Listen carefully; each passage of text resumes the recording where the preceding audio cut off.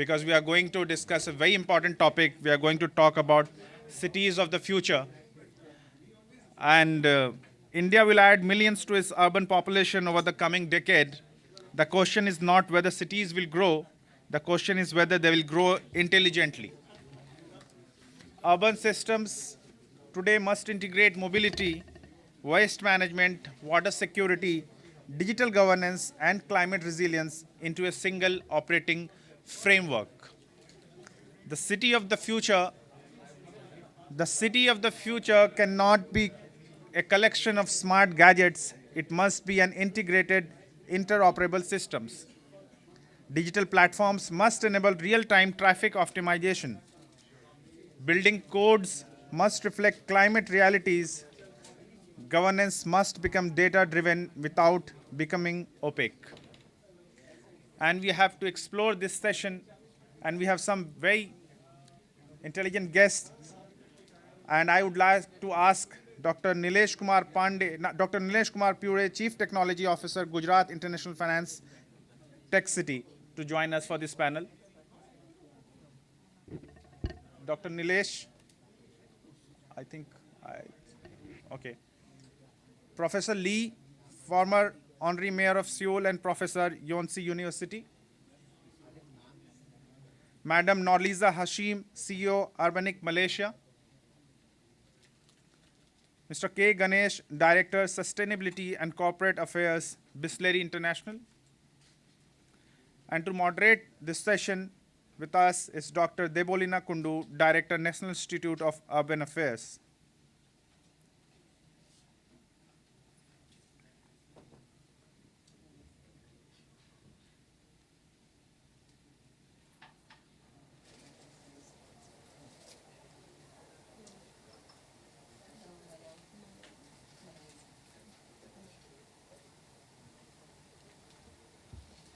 Over to you, Dr. Kundu.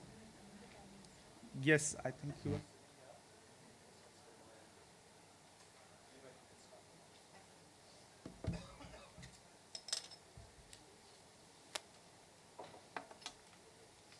Very good morning to all of you.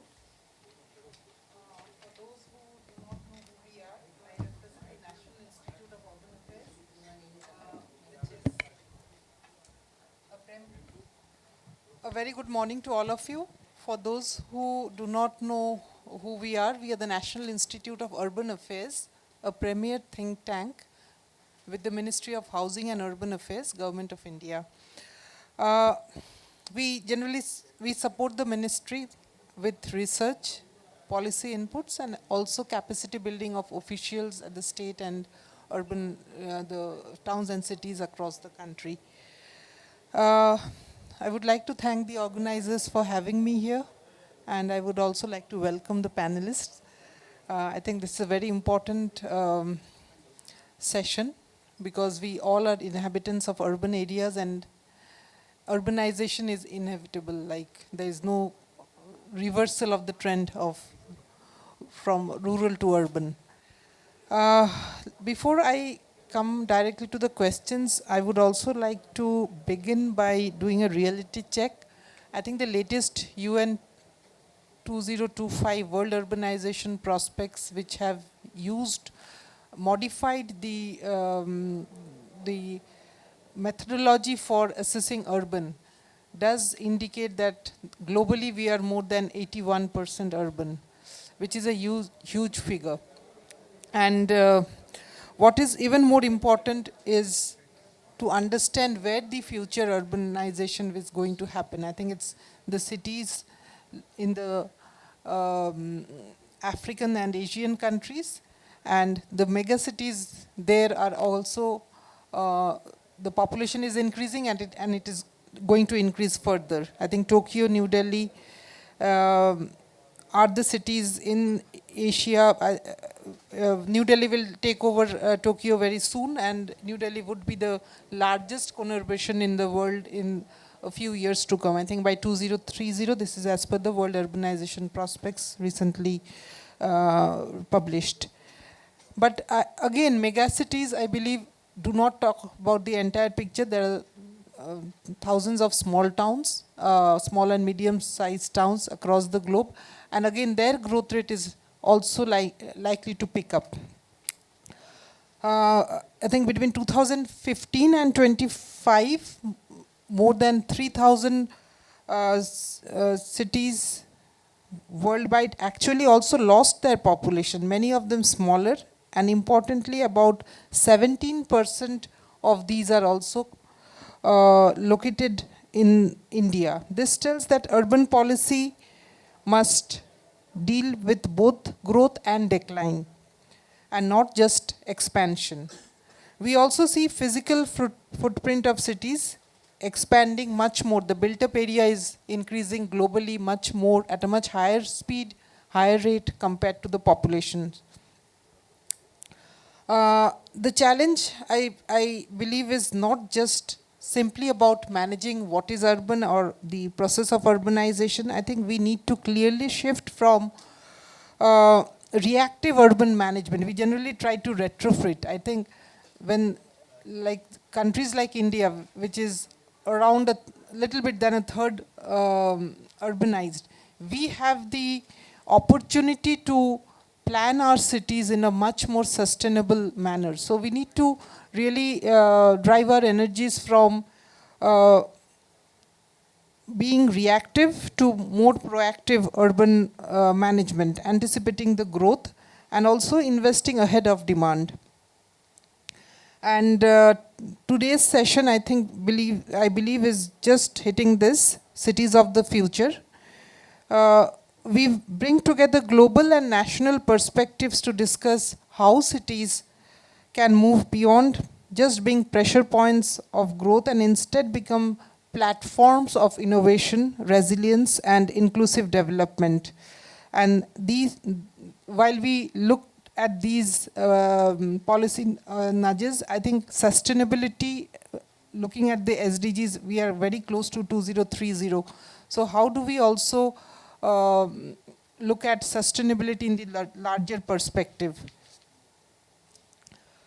I would first like to request Professor Lee's insights from Seoul's Smart City Evolution, particularly on integrating IoT for human-centered mobility and balanced technological advancement, and also how do you bring social equity to elevate urban quality of life? Your experience, sir. Thank you. Hi, good morning. Thanks for the invitations. I'm all the way from Korea to actually join this session as well. It's very honored to be here as well. Regarding about Seoul, I've been working with them for the last 15 years as well. But my job is a professor as well, so I've been working on nationally on the smart city area as well.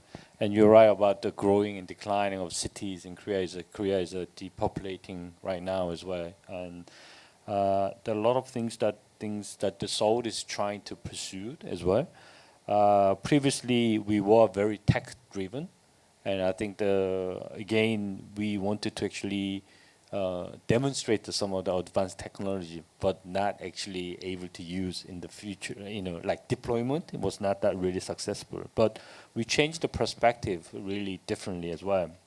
But it's more people-centered. I think that we are caring about the people, especially focus on the digital divide as well, and how we can cope with these things really. Because if you see the last few years, the acceleration of AI adoption is really, really high as well, and how we're going to cope with these things will be worrying about the citizens. Again, it's not about the sensor-driven. I know that we've been talking about IoT sensors and all these physical AI things, but also it's about the data. And again, if you wanted to work for achieve the AI-driven cities or AI kind of based smart city, I think the role of data becoming very important. And that's the reason the data integration is very important as well. So Seoul has been put quite a lot of efforts on that aspect as well. And then again, it's not about the single solution driven. It is more integrative, more sustainable kind of governance to how we're going to grow as a new sectors as well. Often we see this smart city or AI-driven city as kind of a urban planning perspective. I work with a lot of urban planners as well, but we have to see this as a more kind of ecosystems to grow, so innovation grow, and that's what the Seoul is trying to do right now as well in terms of that as well. Now we are looking at the AI for all as well. So we are taking the new initiatives as well. We just launching the new 5-year plan. Is at the stage, we are at the stage of the approval stage by the central government now. But within 5 years, we try to see how this AI can be deployed within the city across every sectors as well, and how we're going to integrate not only the technology and data, but also with the people as well. And that's the kind of what we are trying to do. And that's the kind of what we are aiming for as well, isn't it? I mean, for the SDGs and all this aspect of that, we need to use into this become, you mentioned about reactive to the proactive as well, that the AI can actually predict a lot of things as well, which I'm going to talk about in the later.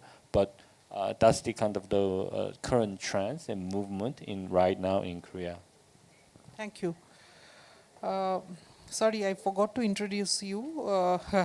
Professor, how do you pronounce Jung-Hung Lee? Yeah. He was former honorary mayor of Seoul, as well as he is currently a professor at Yonsei University. And I think I met you once in Incheon. Yes. We were in a conference together. That's right. Yes, yeah. Maybe 10, 12 years or maybe 14 years back. Yeah. I was thinking about it. Yeah, thank you. Now I turn to Madam Norzila Hasim, who is the CEO, Urbanist Malaysia, Ministry of Housing and Local Government Malaysia. Madam, in countries like Malaysia, national urban frameworks play a very critical role in aligning city-level investments with long-term economic and sustainable goals. So, how can national governments design policy frameworks that gives cities the flexibility to innovate while maintaining alignment with the national priorities such as climate action as well as inclusive growth? Thank you very much. Firstly, thank you very much for having me. It's a real honor to be in this conference. It's an amazing conference, actually. I think this topic is such more important because we are talking about this decade of disruption. And for Malaysia, urbanization has been our biggest disruption over the last 3 decades. We have grown so much. We are now 78% urban. That means to say about 78% of our 34 million population live in cities. Of course, our cities have varied scales. But we have more than 200 over cities all over Malaysia. So for a small country with not much resources as India, we have high urban population. So with such kind of centrality, we definitely, and also we are very pro-development. We have been growing aggressively for 30 years. And because of that, it's very important to have national policies that is aligned with environmental policies. And of course, the bigger challenge is to have those policies being aligned to state policies and local government policies, because we are a 3-tier government system in Malaysia. So if you are talking about successful implementation, therefore it always needs to come to the ground. How do we localize these policies? So at the national level, where my ministry, Ministry of Housing and Local Government, we plan for the national urbanization policy. We are into our 3rd national urbanization policy, where we expect by 2040, our urban population will go up to 84%. So this is a big number for us. Because more people are living in cities, we don't see people migrating back to the rural. However, people are moving from cities to cities. So cities must be relevant. Cities must continue to give equal opportunity whether it's education, facilities, or parks and open spaces. And generally, we are talking about quality of life. And if we are to relate with one of the biggest challenge we have today, will be the impact on environment, managing our resources, as well as, of course, climate risk that we are facing. Because of that, at the national level, we align ourselves to climate policies, and we also align ourselves to environmental policies, so that all these policies, which is also aligned to the bigger policy at the national level, which is the economic development policy, which talks about social equity, growth, and equitability throughout the whole country. So when we talk about policy, it's a big thing, you know. And here I am. I work for an organization, Urbanist. We are policy implementers. We don't write policies. We have so many policy makers. Our role is to implement them, to work across sectors, to see how we roll them out.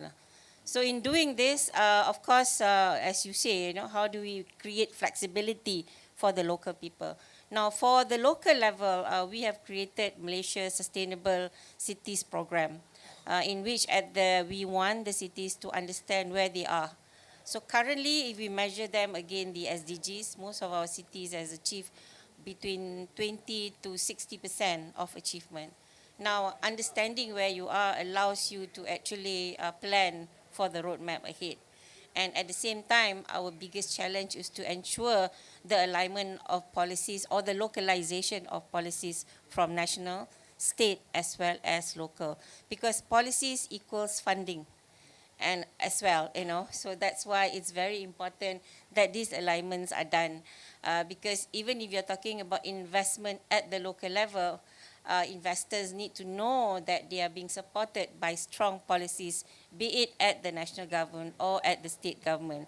So definitely, I think in our system is that on one hand, we would like to see an alignment of policies from national to ground, but allowing local to be empowered and to also be having the flexibility to determine projects, programs that are more aligned to the issues that they are facing at the ground level.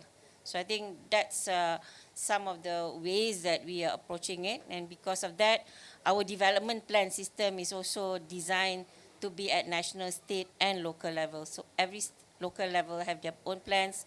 Every local cities have their climate action plan, have their sustainable blueprint that allows them to actually plan in order to achieve some of the gaps that they are facing at the local level. Yeah. Thank you. I also have a question for you on how do you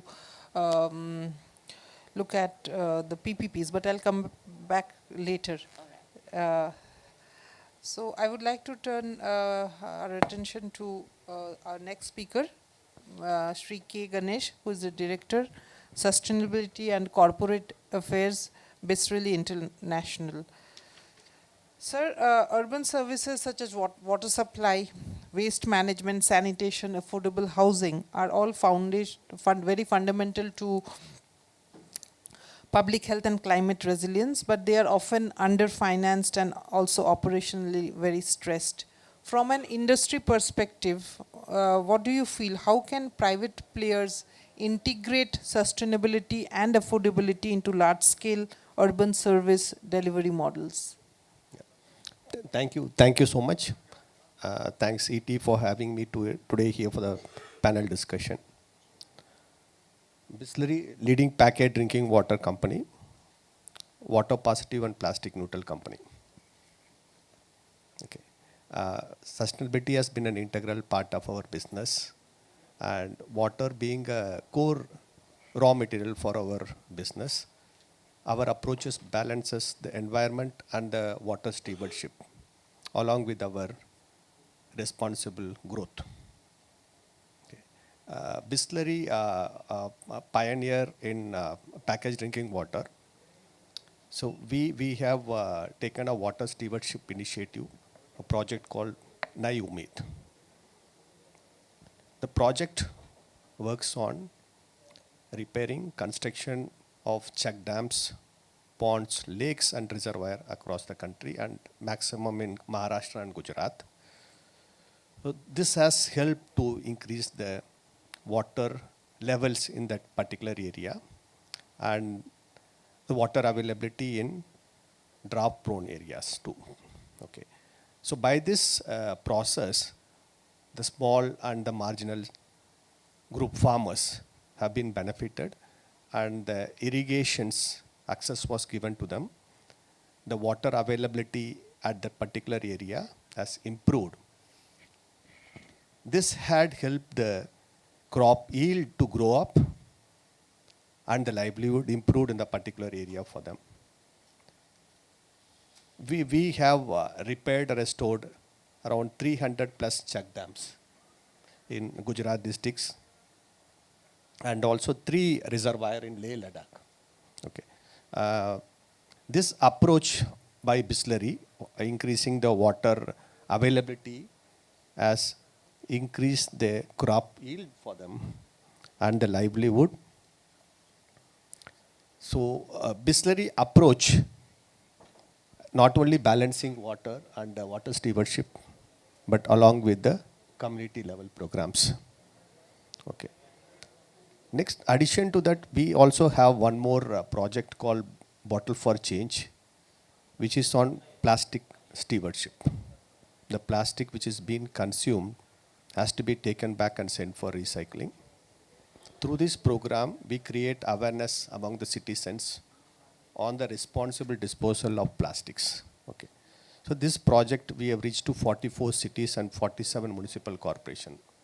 So Bisleri CSR project is a partnership driven, collaborating with urban local bodies, with the various stakeholders, housing societies, educational institutes, and corporates. Our Bisleri CSR projects, it's not only a sustainable program, it's a catalyst which bridges for a long-term inclusive developments. As we talk about the water project, watershed development, the scalable model of watershed development is relevant even to the urban ecosystems. Like in the urban ecosystems, decentralization of water storage and water recharging, it will improve the water levels, groundwater levels in a particular area. We have a sustainable education program wherein we reach to the youths of the country, talking to them on the plastic and water stewardship initiatives.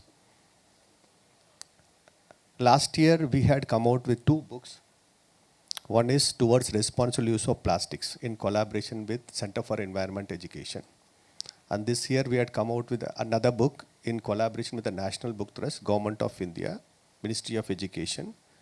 So this is a comic book which talks about the waste management. So which means the integral approach by company in various aspects, like maybe a water or plastic, has helped us to make a more climate resilient and more sustainable company like. Lastly, innovation, robust frameworks will be critical enablers for the water management. For an organization, increasing the water efficiency, water recovery rates, and having accountability on the water value chain will be more added benefits. Thank you. Thank you. I think your interventions could also help, that means you could engage with Government of India in various aspects, like we at the National Institute of Urban Affairs, we are working in 75 cities, trying to, and Puducherry will be the 76th, trying to help cities activate their shallow aquifers, right? Because generally people think about the deep aquifers. So maybe after this session, we could talk and see how your activities, your interventions could synergize with those of the Government of India. And also I believe some interventions in the low income and slum areas, if there could be, because whatever water you sell, I think there's a price to it. For low income and areas where people have less access to resources, if there could be some kiosks for water supply free of cost at certain hours. It should not. I know 24/7 may be difficult, but that's just a suggestion for you to take forward. Uh, Now I turn to Dr. Nilesh Puri, who is the Chief Technology Officer, Gujarat International Finance Tech City, GIFT. Sir, we are really fortunate to have you because you have brought with you, I think, years of experience in innovation, and your insights on GIFT City's pioneering role as India's flagship smart city and financial hub, particularly on leveraging fintech innovations, AI-driven urban governance, and also blockchain technology for seamless cross-border transactions to foster sustainable economic growth while ensuring that data privacy, cybersecurity, and inclusive digital infrastructure which bridges rural-urban divides. So coming from that space, if you could educate us on what interventions have really helped you to firm up this city, and some good practices which you could share with us. Thank you, ma'am. Good morning, everyone. So, as few of you may be aware, GIFT City is one of the dream projects of our Honorable Prime Minister. When we started the project somewhere in 2010-11, when he was the Chief Minister there, so we started GIFT City as a center which is going to provide financial services and services to the IT and IT-enabled services domain, basically. So we used to call it intelligent city because smart city, the term itself was not coined or not much popular. But once the term of smart city was coined, we adopted it. And when we started the city, there was no role model before us that we have to follow that particular model, we have to copy from there. There was no standard per se also, as far as smart city was concerned. So what we have done, we have kept our users, the business users at the center and what they want actually. And everything was built around the requirement of BFSI domain, banking, financial services, insurance, and IT and IT enabled. The very first thing which they need basically is the uptime of the services.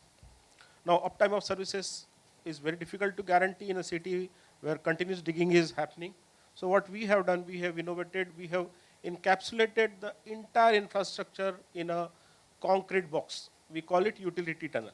That's a 8 meter by 8 meter huge tunnel where all public utilities are flowing through it. So there is no question of digging also.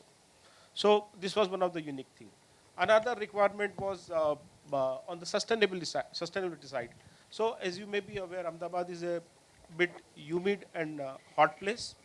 One of the things which we adopted at a city level for the first time in the country was district cooling solution. We provide cooling via chilled water that to the entire city. So when you are living or working in the GIFT City, you don't need to buy air conditioner. We provide it as a service at a city level. This is happening for the first time. Now this solution is green in nature. This is almost 30% cheaper in operations and provides significant savings also. Another thing which we want that the city should be clean. So what we have done first time in the country, we have deployed automatic waste collection system. So if you are in GIFT City, you won't see garbage trucks moving across the city. We have vacuum chutes installed at every floor of every building where the waste is collected. Using the sensors, the waste is taken to the central processing center via vacuum chutes, again in the utility tunnel, and from there it is further processed. Another thing on the sustainable aspect is we are a zero discharge city. So when I say zero discharge, that is in terms of water. Whatever water comes out of STP, we basically use it for chilling purpose by chemical treatment. We use it within the building for drainage purpose. And third, we also use it for horticulture and construction. So that gives us a zero discharge, help us to achieve the zero discharge control. This is another thing. And GIFT is almost 40% of the area is dedicated for the green, as a green. We are country's first IGBC platinum certified city. And every building in the GIFT has to have minimum gold certification. They can go for platinum also, but the entire city at a global level is platinum certified. So that way we are trying to achieve the requirement of the users as well as trying to attain the sustainability aspect also. Now on the technology side, when we were building the city, we found that the newly coined term of IoT, Internet of Things, will be of much use to us. So whatever public infra is installed across the city, electrical distribution system, water distribution system, we have sensors installed from the very first day itself. Now, by doing it, we are basically trying to create a city which is equipped with a sensor, but sensible also. Now, one of the major challenges which every city in the globe faces that all the public utilities operate in silos. But in GIFT City, everything is under single administrative umbrella. And that help us to understand the behavior of one utility and its impact on another utility. For example, there is a possibility of water logging, correct? So what will be the impact on the electrical distribution system? So those things are mapped, and we have a city command and control center which basically takes care for all such scenario, and we have a concept of predictive maintenance. And all the utilities are configured with the critical parameters, and the moment those critical parameters are being reached, we get an alert, and we try to address it even before the citizen feels the impact of that particular event. So that way we are trying to create a cognitive city or the predictive city. So that's how we are using the technology. Now coming to your question, AI, how we are using the AI. See, AI, we have started taking small baby steps towards providing citizen services using the AI. We are creating our own SLM, small language module, which will help us to address and answer citizen queries. We are also trying to create agents on top of it. On the blockchain thing, and the IFSC authority, we have a sandbox framework where we are trying to experiment with few financial product. For example, tokenization of the real world assets. That's what we are working over. And we have successfully completed one proof of concept for tokenization of the real estate spread in a specific part of the GIFT City. That's how we are trying to adopt to the blockchain technology also. I hope I am able to answer the question. And a related question. Yeah. You talked about water. Water is recycled and there is no discharge outside the city. Minimal. Yeah. So how about solid waste? Is that also processed internally and there is nothing going out? So that's a very good question. So to answer that question, first I would say we provide potable water from every tap. What it means that if you are living in GIFT City, you don't need to buy a water filter. You can drink it from any tap, like Western world. Now coming back to the question, how we are processing the solid waste, we experimented with by creating energy using calcination, but reincarceration. But unfortunately, because of the lower volume, that process is called plasma. Using the plasma technology, we are trying to create the energy by the waste. But unfortunately, because of the very lower volume, because as of now we have more commercial establishment operating in the city, we are not collecting much waste. So it is not consistent. It's not stable. Probably down the line, 5-7 years more, when we have a sizable population living and working in the GIFT City, probably more than 1 lakh people, I think we will be able to generate energy using the solid waste also. And you also mentioned that waste is generated automatically, right? Collected. Yes. So that when that collection happens, is it also segregated? Does the user segregate while disposing, or it happens automatically? So very good question. So we are trying to segregate the waste at the collection itself.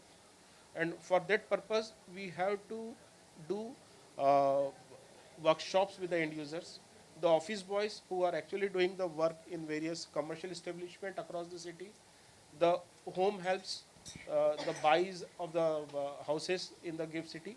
We do workshops, quarterly workshops with them, try to educate them how to segregate the waste, which is recyclable, what is non-recyclable, and accordingly they put it in the respective chutes where gets collected. Using the sensor, it gets collected and processed. That's how it's happening. But the user education is very important, yes, and that is actually helping us. I think behavioral change is very important. Significant, yes. Thank you. Now I turn to Professor Lee once again. You wore 2 hats, right? One as a mayor and also you're a professor. So given your experience, what is your idea? How can cities embed resilience into everyday infrastructure such as transport, public spaces, housing, instead of treating climate adaptation as something uh, distinct from what's happening on a daily day-to-day basis? How the both can marry well? I think I recently got another hat. We just had launching the National AI Strategy Committee by the president. So I'm starting to serving as an advisor there as well, and I'll be leading on the AI city implementation as well in Korea. So the questions, it is very complex and its challenges as well. And it's often working with the local councils as well, and at the national and state and as well as a local level to bring that new technology into the real world. And I think you really need to find what is the real demand is. And in Korea, we've been working as a citizen engagement was the one of the keywords along with the living labs, which is actually, as gentleman was actually mentioning about getting a user experience to gain what are the kind of pros and cons for using this technology. And I think in Korea now, if you wanted to have a smart city projects, whether it's from local councils to apply the national funding or vice versa or whatever, you need to have a living lab in that aspects to marry with this technology, how this technology will be used in here to adopt these things in terms of a business model, in terms of that, because it's more you talking about this technology, it is expensive, right? So how we're going to go to found a really reasonable, affordable business model or affordable cost model for the cities or private sectors to do these things. So we've been talking a lot of things about testbed and experiment and all that. The deployment is another story. I think that really you have to come down with how we're going to tune this model will be very challenges as well. And that's the kind of the things that the role of testbed is very important. And you know that I've been working for Smart Cities Index report for last many years, and I've been working analyzing how the cities are digitally transforming through the things, and including KL and every cities that I've been monitoring that how the policy has been translated into the real actions as well. And one of the things that we've seen is the role of a testbed and how this testbed is actually designing it to improve the kind of new innovations and how this is going to be used, the new technologies to marry the people, how the policy has been stopped and why it stopped, and all this kind of aspect has been kind of an answer. And one of the pattern was among the 50 cities, and now I mean, nearly kind of more than 70% has got this kind of test bed, and this test bed is kind of anchor everything to understanding adopting the new technology, and that's the kind of very important in terms of mobility. Is the most growing sector, but now we are shifting into the more different sectors. Now the smart city has been dominated by the urban mobility sectors and also energy and environment sectors, but now healthcare and all other sectors are coming in as well because of the inclusiveness becoming a very important topic for us as well, as well as the resilience as well. So now Korea is also resilience is not only about the flooding and all the climate changes, but it's about the people. Including the digital divide, and is including what happened if the data centers gone and how this is going to disrupt these things as well. All this have to be included into the equations to think about what are the feasible solutions there as well. And I think each city works different way, and they have different strategies to do these things as well. I think that I don't believe there is a one size fits all, and I think that we need to have a tailor and how that, but I do have a common denominator for this as well. Again, I have to come back to you about if we want to really use the AI as a maximized utilizations. I think that we really need to have a AI-ready data, And I think the old cities now, when I see the old these cities are opening their data, we've been using this data.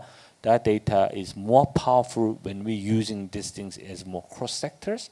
If I give an example, if we talk about the heat wave, we have a heat wave problems. Now the heat wave problem is identifying where the most damage is. And then further that, we can find some social data to see whether all elderly people are where they're living in there. If they're living in the most heat wave area, we need to take the actions quickly as possible. So it's not reactive or also proactive to see. We predict every year that how this is done. We need to deploy the resource allocations into the real world.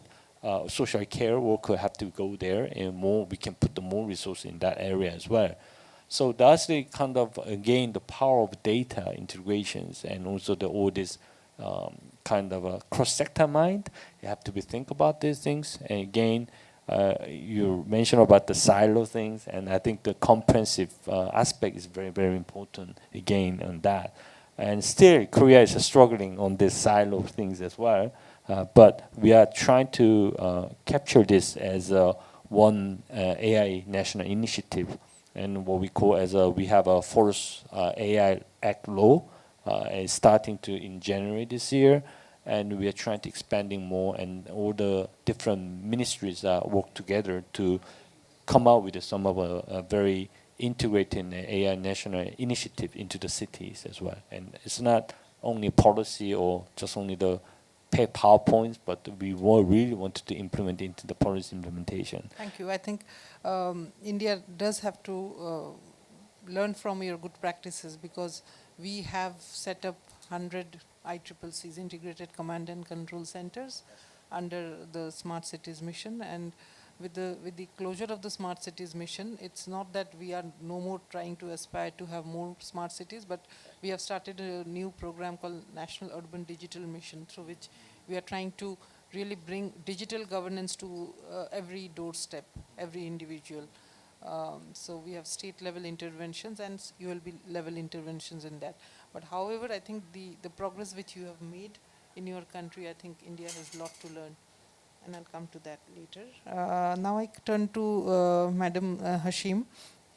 I think PPPs, public-private partnerships, are again increasingly central to financing urban infrastructure. And but their success also depends on how do we govern our cities and how do we ensure accountability. So in your country, what institutional safeguards are essential or are there to ensure that the PPPs deliver long-term value and equity rather than just short-term project outcomes? Are those there already in place? And if so, if you could just very briefly explain. Yeah, thank you for the question. I think PPP is something that we embrace as early as the 1980s.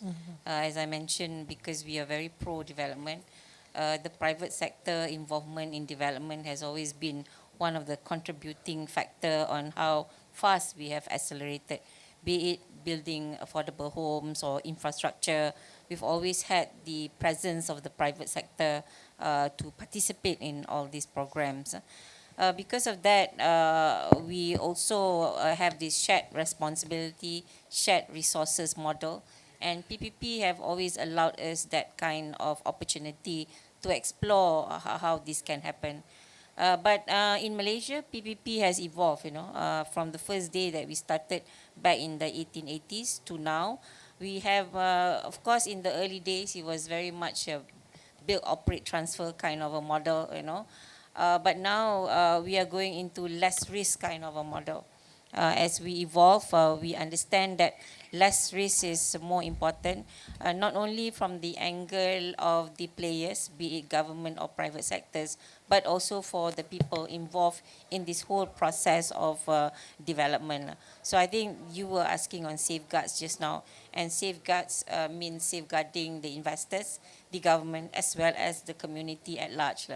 So this is where we are seeing models, shared models becoming more relevant, like the BLMT, the build, lease, manage and transfer, which is a more less risk for both parties, be it investors or government, as well as having assets at the end of the day for either government or the entity that this PPP is being done.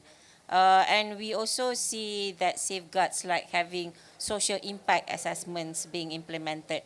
CBA's feasibility reports are not just about project feasibility, but also cost benefit analysis, and the benefit analysis goes into the benefits to the people as well.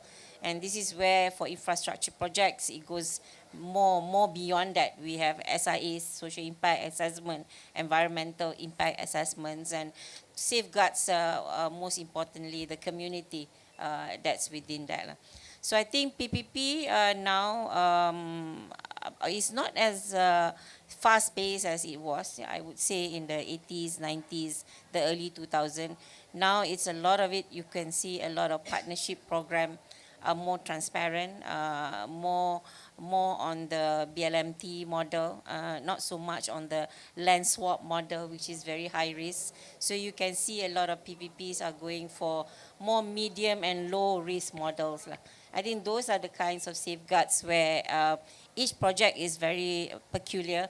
If it's infra projects, road projects, or it will require land, people involved. So therefore, the safeguards are even more. And I think this is where in PPP it goes to all kinds of levels of approvals as well, not only at the national level, but also engagement with state, and also in some projects, stakeholders engagements are done where we actually do surveys with the community. So I think these are very important, because no matter how fast growing we are, how urbanized we are, how modern we are, we cannot avoid from being very conscious about social impacts. And I think this is, as we progress, sustainability becomes very, very crucial. I think it's the only thing that can safeguard people.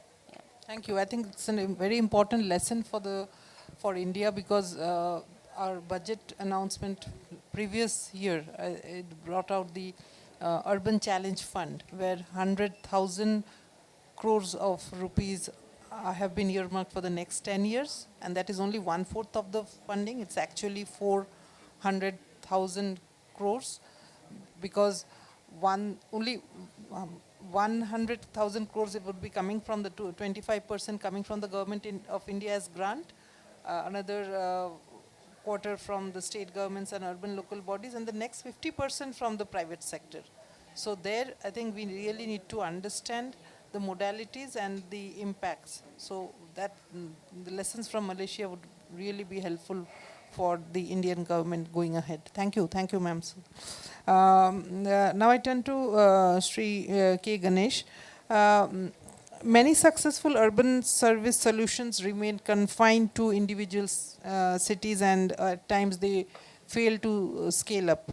So what policy do you think, what policy regulations or financing conditions are most critical to replicate proven urban service models across multiple cities and towns across the country? Well, when we talk about the urban cities, we talk about the water management and the waste management, to say like, because when urbanizations happen, the populations, the people move towards the city for their well-being and for their livelihoods. When we talk about as a company, we first start the basic work in our factory or in the industries. Okay, when we talk about the smart city, we talk about smart industry. Okay, means smart industry means we see that the water which we use, it's being used at a maximum efficiency, 90 to 95% efficiency. Okay, first we do the practices in-house, and then this we take it up outside to the public, to the urban cities. So water efficiency, 90-95% efficiency, and also we have many of our plants zero liquid discharge plants, which means we don't let any water outside our premises.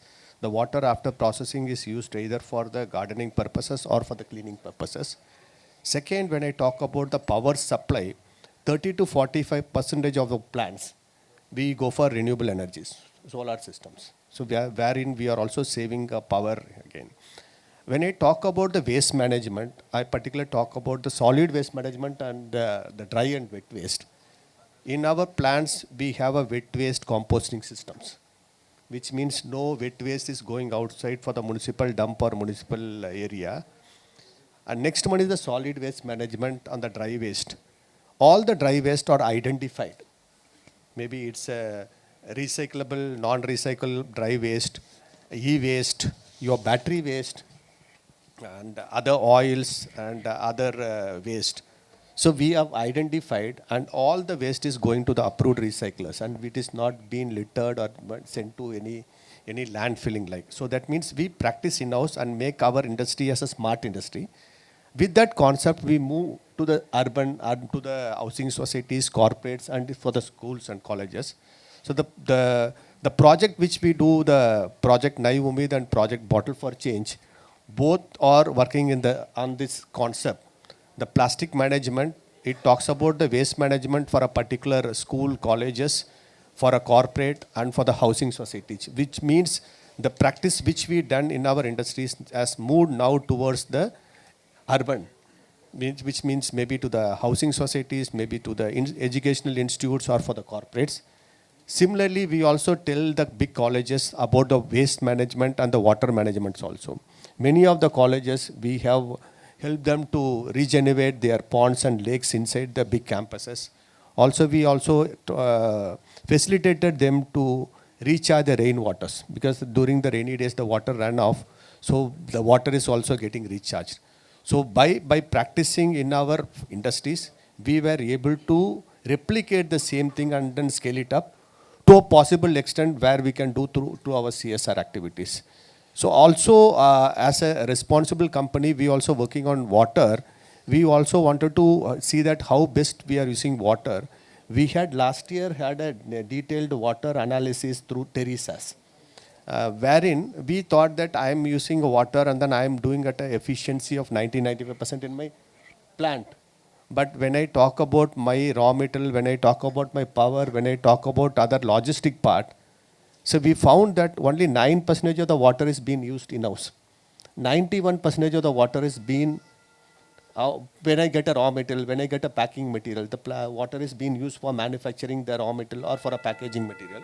So now we have put a steps and action in line so that how to control the big quantity of water which is being used there. Which means this is in line with the scope 1, scope 2, scope 3 emissions which we can tell. So by the industrial experience, whatever we gain, now we are moving forward to the urban cities and trying to help them how they can manage the waste, how they can manage the energy, and how they can manage the waste also. Thank you so much. Thank you. Now I move to Dr. Puri. See, Gift City is always seen as something from which other cities could learn. We have in India now currently more than 5,000 statutory towns and 5,000 census towns, which are urban by definition. However, the state governments do not acknowledge them as urban. So we have an urbanization, even by restrictive standards, we are around 36% urban. So you are just like a lighthouse for the entire country, right? So what would be the key things that cities in India need to adopt if they really want to become sustainable? And with this generation of AI, how could city managers learn from AI, or learn from your experience, how they could deploy AI to manage cities better? Good question. So my take on this that technology, a city planner should use technology to improve the lives of the individuals. That is my take on it. How they can, and every city has got its own set of challenges, and there are technology solutions available for those. For example, down south, if you go to the AP, there is problem of flooding. So advanced flooding warning system can actually help them. We have issue of heat. We have issue of where DCS-based cooling solution can be a sustainable solution for providing those things. But my take is that the cities won't announce their arrival or the future of its citizens on a big scale. Basically, it shows it by the way city provides its users, how the people live in the city, and that is possible with the technology adoption by the local city managers actually. So there is no general solution available for everyone. But definitely with the data available, with the adoption of AI, the ICCCs which we have rolled out across the city, the data should be used to predict the future behavior of the public utilities, how they are going to behave, what is going to be my utilization during the summer time, electrical utilization. So you can get into advanced power purchase agreement and can ensure there is no power cut during the summers. So all those things needs to be adopted over a period of time. Madam, one point for India to learn from your experience. One thing which you would like to tell us as we tread the path towards Viksit Bharat 2047, what is it that you would like India to do to reach that destination? Yeah, actually, I am an urban planner. So being asked that urban planner should be going into digital is something that, yeah, we struggle all the time. Because I think at the end of the day, you know, no matter how smart cities are, you know, we are going through all this cycle of new things, you know. The best is for cities to be very regenerative, you know. That means cities can heal on its own, can live on its own, you know, can sustain on its own. I think if city has as a life cycle. You know, the more technologies you put into it, it has a time frame. 15 years, 20 years, 25 years. Every technology has a point of lifespan. So we need to go into a regenerative system, a planning where we need to consider how biodiversity comes back into the city. How energy is not just about renewable energy, it's about energy efficiency. Passive architecture needs to become back into the cities, you know. We need to regenerate our cities in a much more sustainable manner so that resiliency is not about technology, you know. It's about people understanding how they are also very vulnerable. Thank you. And I think that's what I would like to see. Professor Lee, last word. I think empathy is the very important keywords that we all need to understand what is coming and what is the AI impacts into our world as well. India should have their own sovereign style or style of movement of the building the smart city or AI-driven city. Again, I wanted to emphasize each city should have their own innovation systems, regional innovation system to grow and identify what are the industry sectors that can be joined or co-join with to creating the value, new value for India as well.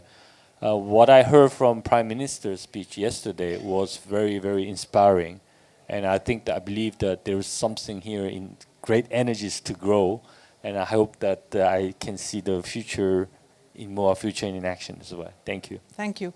I think the point which you made is that each city should have its some solutions. We are also looking beyond cities because the Indian cities are growing more on the peripheries. So we are looking at cities as growth hubs or cities as economic regions. Both the budget this current year and the previous year did mention about that. So I think there we need to really take care of both technology and sustainability, resilience, in how do we make cities more user-friendly in terms of doing business as well as for citizens' safety and ease of living.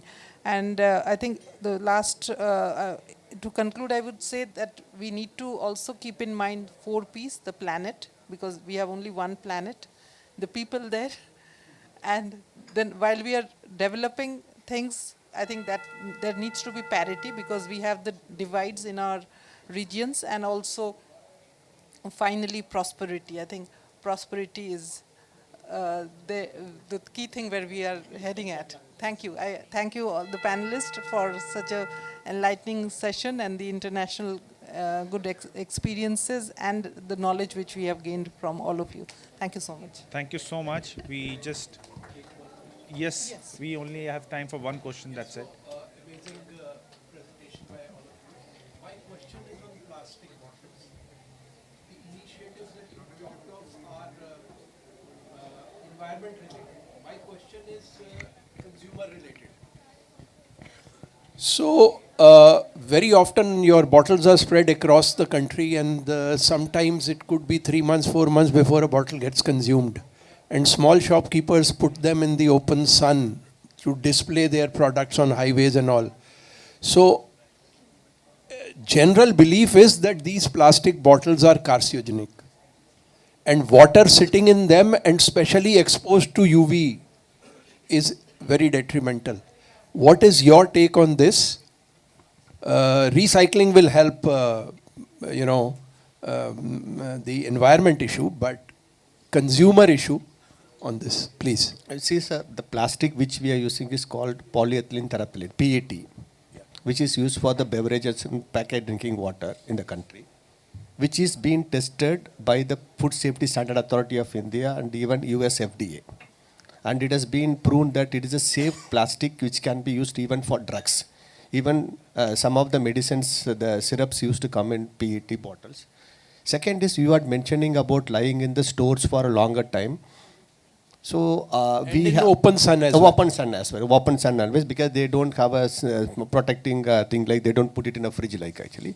So the water which is being stored has been tested for the highest temperatures. Like when we do the testing, as per the standard Food Safety Standard Authority of India, there is a particular test called the specific migration and overall migrations, wherein the water bottle or the beverage bottle is taken and then kept at 60 degrees for 10 days, 24 hours. Okay, so which means it is not having any harmful effect in that actually. And even when we talk about you are talking about the 3 years old or 2 years old. So the government of India has come out with a very strict regulations. If the product is expired, it is a duty of the brands to take it back and discard it. So we will not have any expired stocks outside any of the shops or any of the places actually. That is one point. Second is, sir, the plastic bottles which is used for water and other thing, it's a fast moving consumable goods which is being consumed within a month or 2 months only. So there is no things of staying for a longer time, and all the plastic bottles are proven, and test has been done from even the CFTRI Mysore and NCL laboratory in Pune also, which clearly mentioned that the water bottles which is used, the PET bottles, are safe and doesn't have any harmful effects. Okay, thank you. Thank you so much. I want to thank you, all of you.